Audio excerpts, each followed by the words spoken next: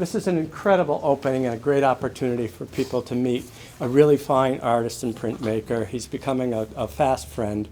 We've shared stories, we're sharing the art, and the best part is you get a chance to be part of it as well. I don't have much to say that Dan hasn't already told you, except that our love for his work and the fact that you're here, that's all I need to say. It's our pleasure to introduce once again Dan Welden. Thank you all for being here.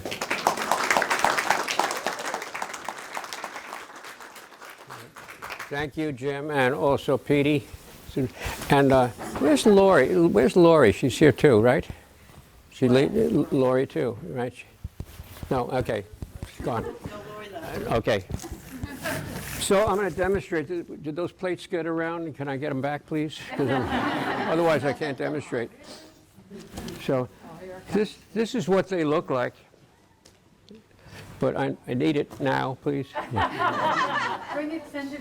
Yeah. Thank you. 1, 2. All right. So this is what the. So guess what? These two plates were one. So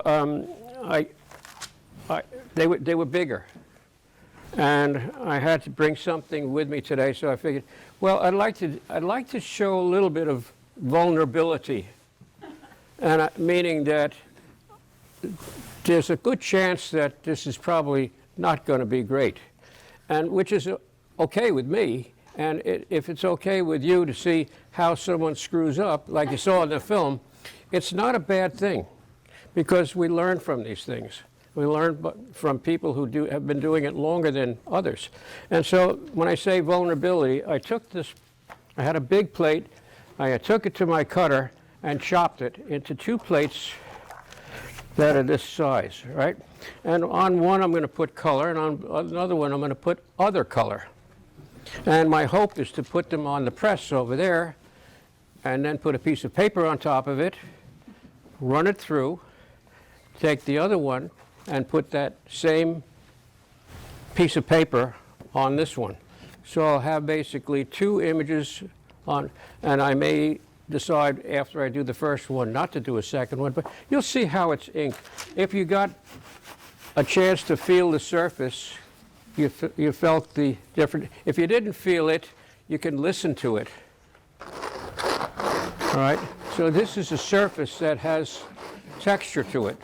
Now, texture is created by taking the plate, as you saw in the film, of those of you that were here, painting right on it, putting it in the sun, exposing it, bringing it in, taking a brush, adding water, and washing it. Well, let me take the black brush here, and I washed it out like that. So I'm going to put some ink on here, and if you have a question while I'm doing this, feel free to ask. What kind of plate is that? Is that brass? No, this is the solar plate, which is steel and polymer. So polymer is this sort of plasticky material on the surface. So who asked the question? Me. Oh, I heard the question, but it could, yeah. So it's polymer on the surface, and the back is steel. Steel is really nice because you see what? That's a magnet. So it's not going to push and slip and slide. That was another Kurt Lovaser innovation. Not that he invented it, or I didn't discover the magnet, right? The magnet was already there, but I discovered how to use the magnet effectively. So we're taking the brush here. Now we're going to try putting a little ink on this. What kind of ink are you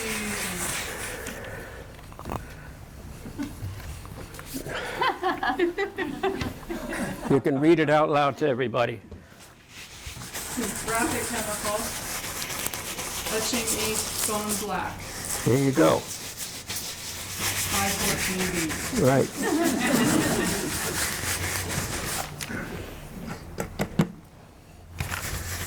So I'm pushing the ink into all the lines. Now this is not a traditional way of inking. Most etchers would ink by taking a squeegee, something like that, and squeegeeing the ink into all the lines. But that doesn't really do the trick on these plates because I've got such major high-low areas. And so that's where I use this fancy brush. It's called a solar plate brush.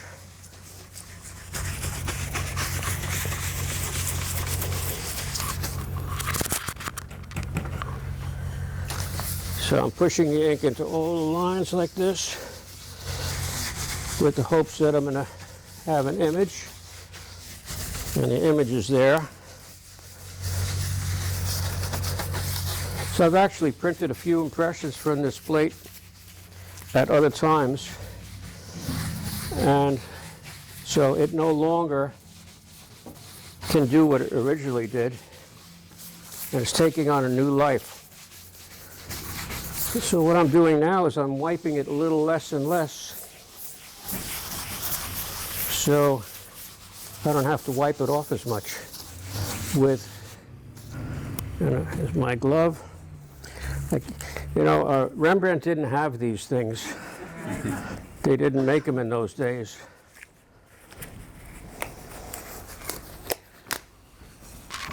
And this is called, normally I use phone books, but they're hard to get these days, right? This is just newsprinters, right? So you can see what I'm taking off, right?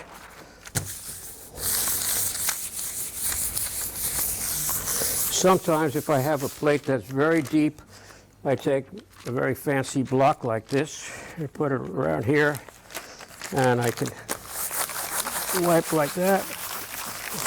How many printmakers are here? 1, 2, 3. Wow, lots and lots. Good.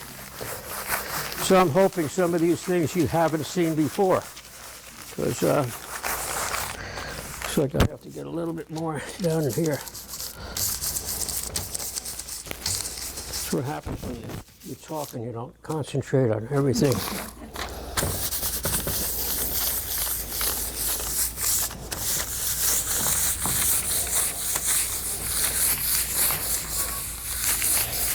I asked someone one time, I was doing a little bit of an article on what is a master printmaker, because I was introduced to someone in a workshop in Albuquerque, and she said, "I'd like you to meet my master printer."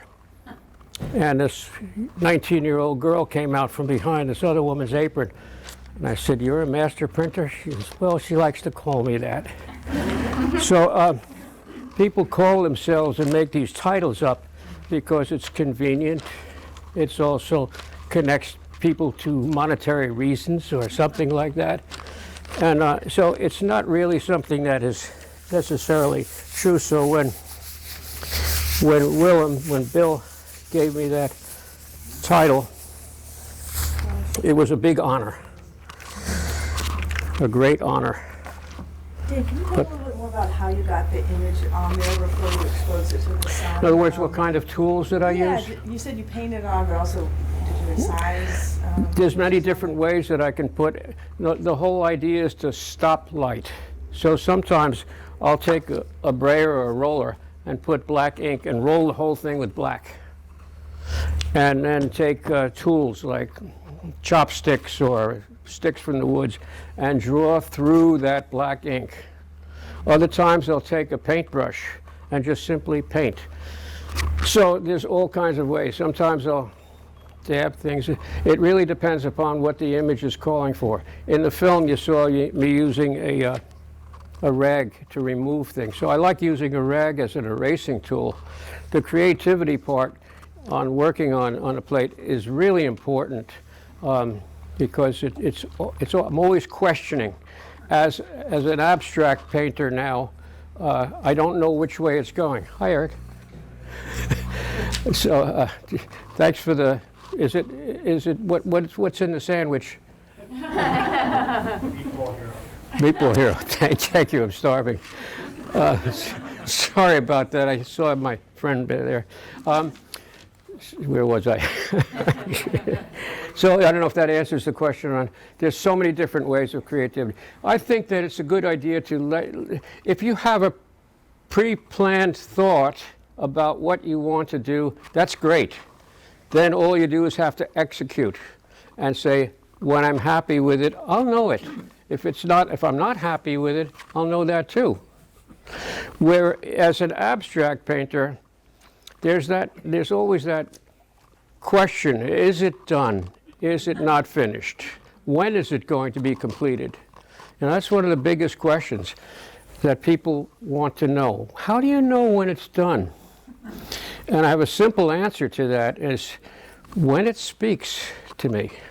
It's a sort of a strange kind of an answer, but there is definitely a feeling and a communication between the work and what it's doing and my feelings about what's been done. And sometimes it works in a positive way, and other times it doesn't. The nice thing about the printmaking idea is that an image can go on here. We could put colors on there. It's going to be completely different than what I might have had in mind. So for me, it's nice to be open to what comes along, open. So this has got a color here, the black is down there, and I might put another color on top of it, which I think I'm going to try to show you techniques and not produce a masterpiece, if you don't mind. All right? Would you like that? So I'll put a little bit of another color here. I put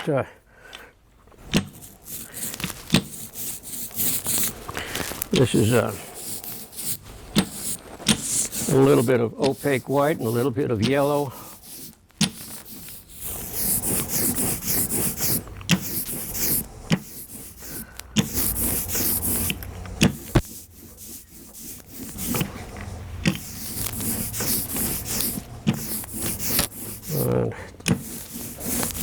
Can you smell the ink?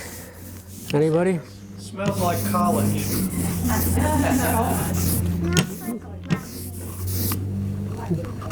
Okay, so this earlier I was saying we have on a plate we have deep areas and we have high areas.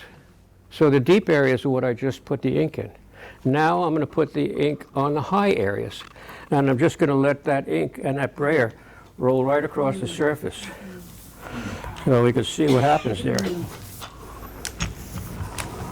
And because Really? it's depressed, you don't have to wait for it to dry. No, I mean, the idea is to put ink on it whatever way you want. I could let it dry, but the ink stays wet a long time. So you can see it's starting to take on a little different flavor.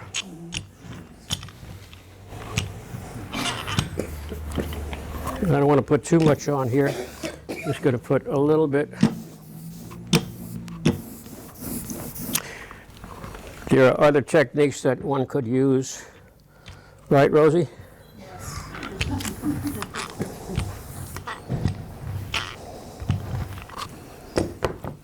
So you get a sense of what's happening here. I could run that through the press and say, well, that might work out pretty good. I kind of like the way it's looking and feeling. But there are areas that didn't take any color on there because they're deeper and they're open, and the ink was wiped out of them. But we're going to put some more color on this one to see what happens when I mix other colors with it. All right, let's see. Let's get this. So did that steel come with that pattern on it? Is that what? That steel that you're using? The lines and so forth, is that part of? No, I drew them on there. I'm sorry? I drew them in there. So, and I used a chopstick. Okay. So basically, I took a color like this, except it was black, and I drew lots of little lines through it like that. Okay. So it's kind of soft. Kind of what? It's if a chopstick will mark it, then it's kind of Yeah, soft. but I could also use my fingers or my elbow or whatever part of my body is available, right? So. And then you expose it to the sun, and that's what makes the pattern. Right. When I expose it to the sun, this part would harden, and underneath here would remain soft. So I'm going to take this off, and we're going to change the color here.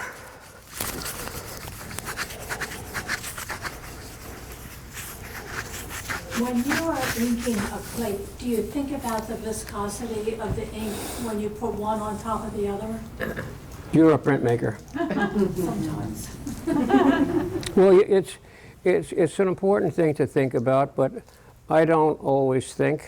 I say I like to see. I mean, I sort of know a lot of things because I've done it a few times, and you get a sense of it.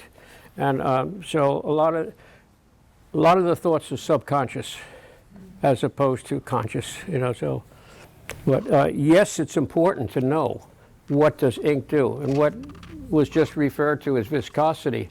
We call it the peanut butter and jelly principle, or that's the way I used to teach it, where, you know, if you have a piece of Wonder Bread and you put your Smucker's jelly on there, right, your grape jelly, you put that across the bread, and then all of a sudden you get your Skippy peanut butter on your knife, and you try to put it on that jelly, it's going to laugh at you. It's not going to go on. So that technique is what we use in printmaking, where we have one thing resist another. It's chemistry, it's physics, it's science. It's not art. So art is where you look for, and you bring in the beauty of it. So that's not bringing, it's the practicality. How do you want to do it? So, all right, let's see what we have here. We're going to put another color down. Let's get some, let's put this other color here and see what happens. You mentioned those were part of one plate at one point? They were together? This was one big plate. How big is too big? This one was probably 16 by 20 inches or so. Not that big. Not as big as the one in the film.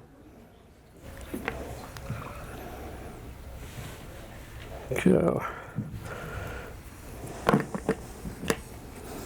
I use different brushes for different colors, right? That way we don't contaminate it.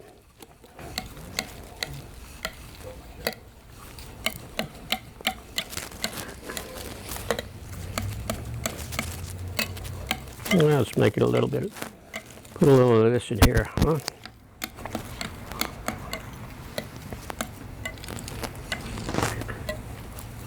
Is this in your way? Can you see that better now? Sorry about that. I love color. I love seeing what color does, right? One time I was demonstrating lithography. Lithography works with oil and water repelling each other, and I was mixing ink like this, and they wanted to know, how does lithography work? Well, I had some oil-based ink on my knife, and I normally wet my tongue and lick it, and nothing happens. The ink doesn't come off. Well, I made a mistake. I used the wrong kind of ink.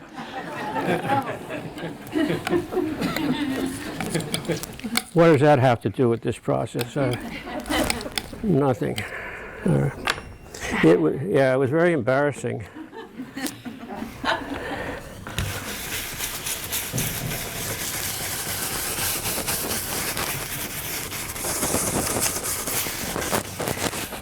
Well, we asked, how do we put different colors together? So let's see what happens when we do that a little bit here.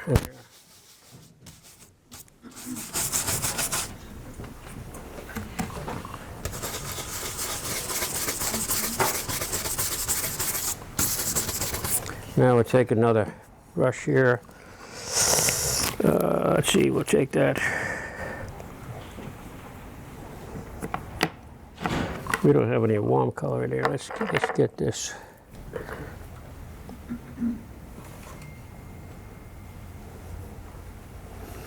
This is alizarin crimson, and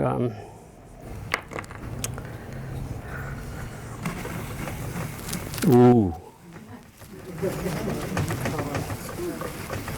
isn't that a pretty color? Yeah, that's what happens. Not going to show really. Maybe a tiny little bit of it will show.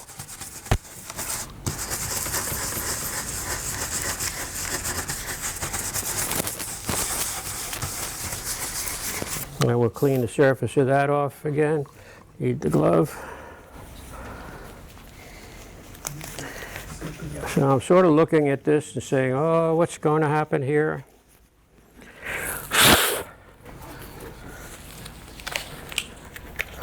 And maybe put another color on top of this. We give a whole bunch of hodgepodge of color just to see what we're going to get.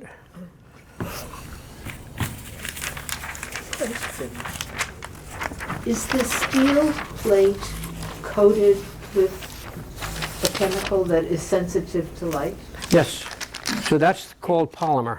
That's the polymer. So this is the steel on this side, Yes. and this is the coated side. So what's nice about this polymer is you don't have to use acid, because acid is obviously something that people, it's harmful, and people get sick from it, or they do the wrong thing with it. So see the colors coming off the surface.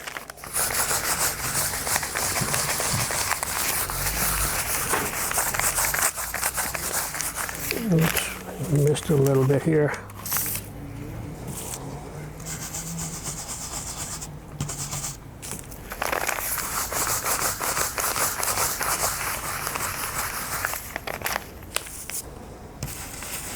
I'm dabbing in a little color here and there just to give this a little bit more of a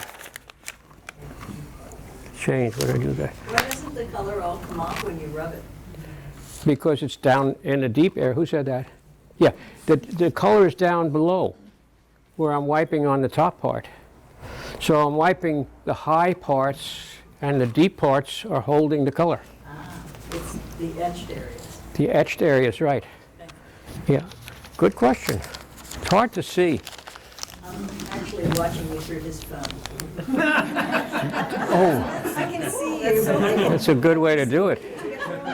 Yes, Now the pressure's on me. that's great. I'm looking for the other. Thank you so much. So most of the crimson disappeared. Most of the crimson disappeared. Yeah, well, that's the way it goes sometimes.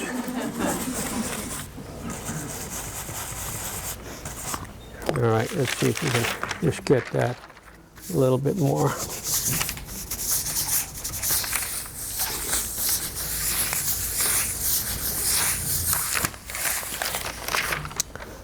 I'm going to do one more thing to this plate here, and that's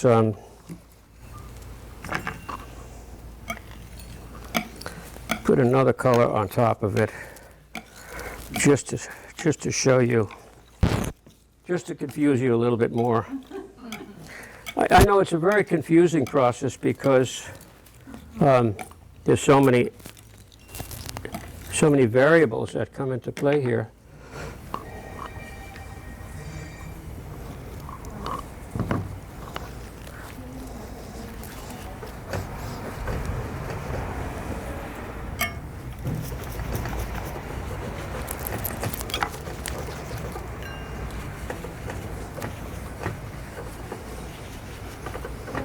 How many edges does a knife have?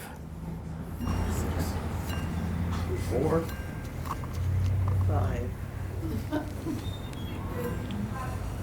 All right. So, because you have that little bit of color on there. Let's see what we have here. This is called transparency. In other words, there's no color in this. It's basically a medium, and it's actually a soy-based ink, where this is an oil-based ink. And for years and years I've been mixing them, and it works out just fine. We'll put a little bit more of this in there. Tiny, tiny little bit. See that little bit there? That little touch of color? It's very, very powerful. It's more powerful than a locomotive.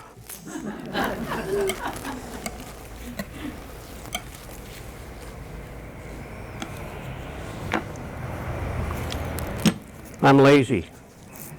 I don't want to clean everything every time. So I want to see what this looks like, I can do something called a drawdown by taking a little color on there and seeing just a hint of color. Right, and that's what we're going to have, maybe.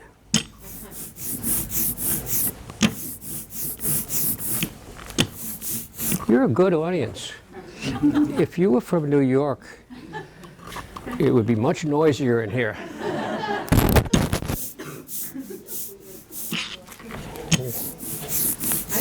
Californians also. I had a question. I was just wondering how long you expose your panel to the sun. And the film, it was just a short time that we Yeah, saw. a minute. Oh, okay. Yeah, a minute will do the trick.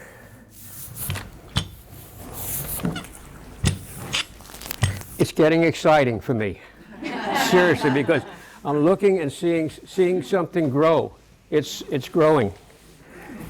Something that I don't know exactly what's going to happen here, because I've never printed this image.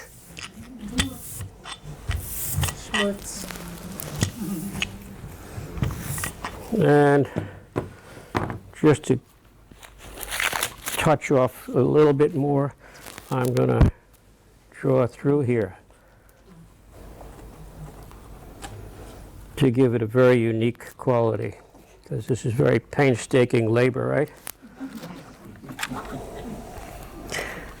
This is something that I saw up in the woods in the Catskills the other day. I saw a tree that was growing. It was a beech tree, about this much in diameter. It was growing up, and then it bent and went down like this, and then out like that. It was the most beautiful tree I've seen in such a long time. And I went back, I asked the landowner if I could have it, and he said, yes, if you could find it again. I'll find it, sure. Well, I couldn't find it. I could not find that tree again. I will find it again someday. Okay, so we're going to get ready to print this now. And there's the press over there, and the paper's over here. Oh, sure, I'm sorry. We'll hold them both up. This is how this one's looking. Did everybody get a good glimpse of that?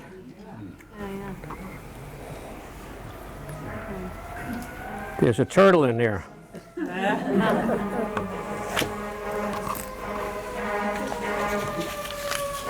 All right, I need to, here's,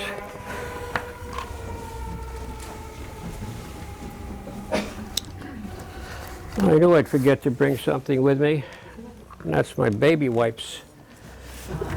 Let's see, we're going to dampen this piece of paper with a sponge that I have somewhere. Anybody see that sponge? No? No, that's a roller. There's a, yes, it's in that bucket of water. Thank you very much. Oh, good. Found it. Thank you. Yeah, we got it, yeah. I normally wouldn't do it quite like this because I normally have a bath of water, but sometimes you can't remember everything. And I'm just going to dampen this up like that.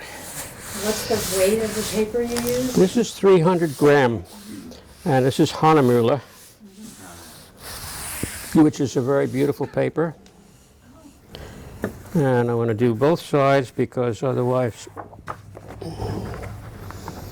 if you notice the one in the film and it had a crease, it's because it wasn't properly dampened and evenly dampened. That could happen on this too. But then I have to start a fire and burn this one too, huh?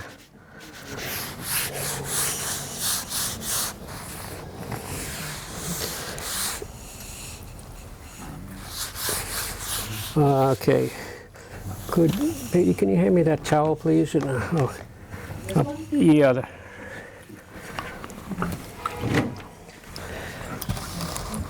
We'll just.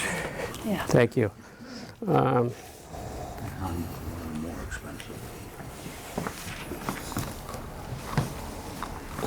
Let's see if I could wash my hands with this little rag. I should have brought baby wipes with me, but there's another product that's very, very nice that just discovered the other day. My friend Don Messick told me about it. It's called crocodile wipes. They're abrasive. They're expensive. They come from Home Depot, but they're really nice things. I should have brought them with me too, but that's unfortunately these.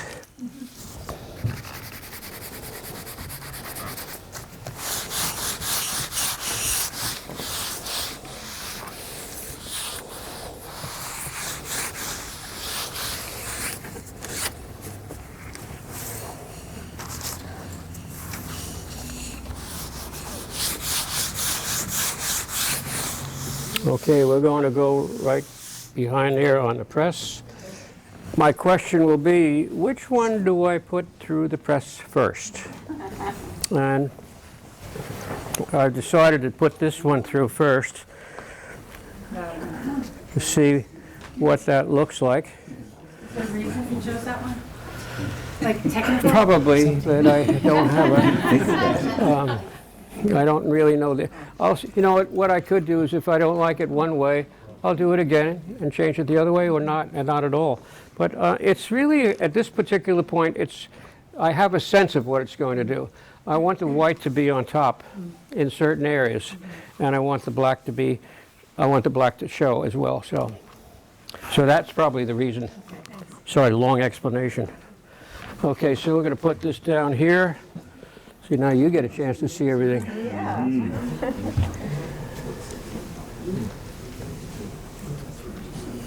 All right. Now, let's see how damp this paper is. We're going to blot it a little bit. This is called a beach towel. And there we go. We're just going to blot that a little bit. Very technical piece of equipment. So, will the transparency that you put on this plate affect how the ink goes on the second plate onto the paper? it could. If I put a lot of it on, if I put too much on, it might resist the other color. So yes.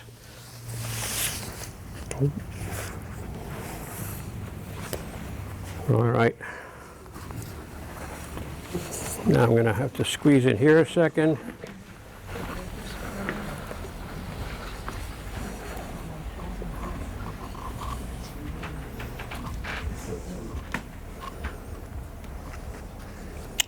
Somebody borrowed my press, and it was used last week by the New York State art teachers, and so it's a little. My blankets, I noticed.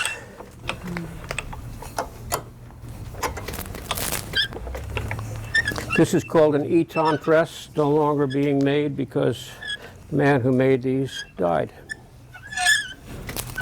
I don't know what his name was, but probably was Eton or something like that. 2 T's. Yeah, ETT, yes.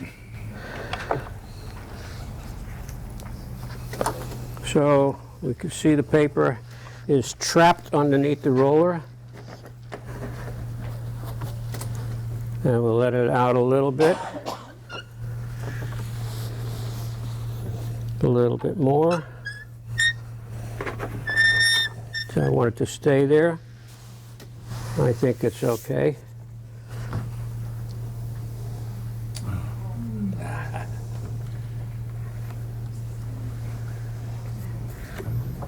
You get a sense of what's happening here, right?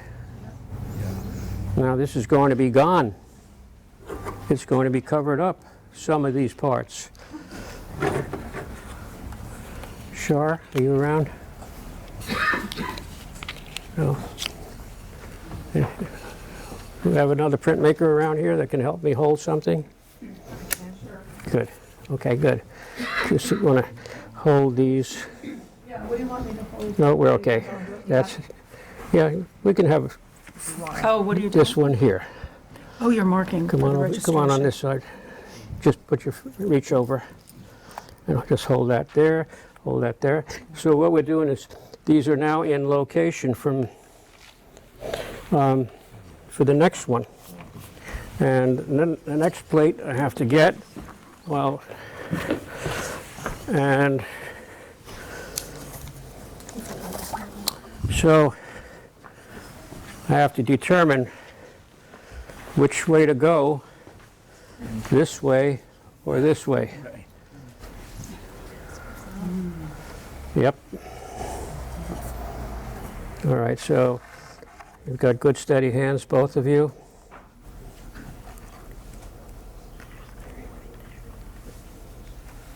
Boy, you're such a good audience. I've never had so many people that are so quiet my whole life. Out a little bit more. Yeah. Okay, good. Whoops. This plate is warped a little bit. Oops.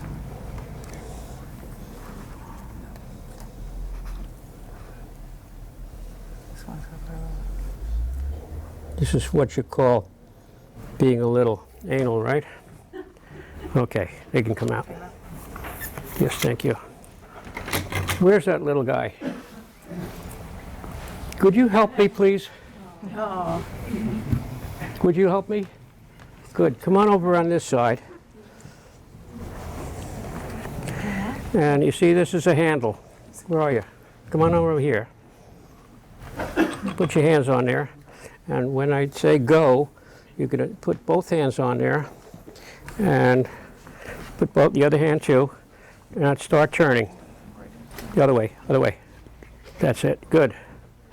Turn, turn. How does that feel? Can you do it? Is it hard? If it's too hard, don't do it, but keep on trying. Now, it's very important how you hold your tongue. That you don't bite it. Yeah. Is it good? You doing okay? Not too hard? What's your name? Yeah? Want me to help? I'm good. You're good? Oh, good. It's not very often I get somebody as important as you doing it. This is great.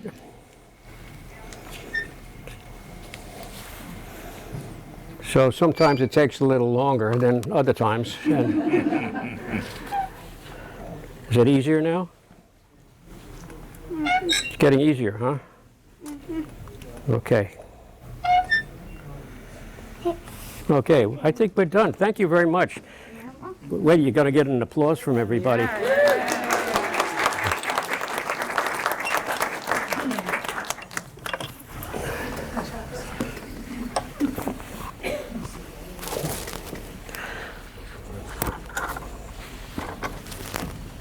Is there curiosity now? I know. I've been doing this thing, you know, these smart watches? You know how you can take your pulse and your heartbeat on these things. Well, I've made tests, scientific tests, that before the press is done and after, the heart rate increases tremendously because there's such excitement. Okay, here we are. Let me get out of the way here. Yeah, I'm the only one who knows what this really looks like.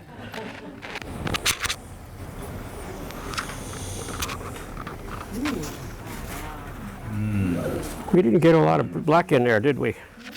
We're going to raffle that. You know what? We could raffle it. Lovely. It's out of registration. It took a slide. So no, it's not going to get raffled until what you can see. I will work on it a little bit more, and yes, we could raffle it in any case. And That's gorgeous. And beautiful. anyone want to bid $5? 10? 10, 20? I got it. They haven't seen it back there. Oh, Beautiful, Leanne. oh. Oh, thank you. Yeah. So we got some colors that worked out pretty decently there. What I'll probably do for the winning person is I'm going to work on this a little further with some crayons and colored pencils and whatever thing. So do you really want to continue auctioning on this thing? You want to go for it? See what it'll bring? You think it'll bring 25? Oh, yeah. 50? 50? Now, this is going to the gallery. 60. 60. 75, anyone? 75? 100. How about 100? How about 100? 100. 100 and a quarter. 110. 110. How about 100 and a quarter? 125. Who said that? Good. Great. Oh, I know why. 150, anyone? 125 going once. 125 going twice. Sold. All right. Okay, good. Very good. You have a nice memory, and so do I. Okay, any questions? Wonderful. Thank you. Printmaking is fun, and it's a very gregarious, beautiful activity. It's one of the most beautiful art activities going. Painting is different. Painting is a solitary kind of activity. When I'm painting, I don't want anybody around. But when I'm making prints, people, how did you do this? How did you do that? And it becomes a very exciting adventure. It's a different kind of an adventure than painting. So each one is important in its own right.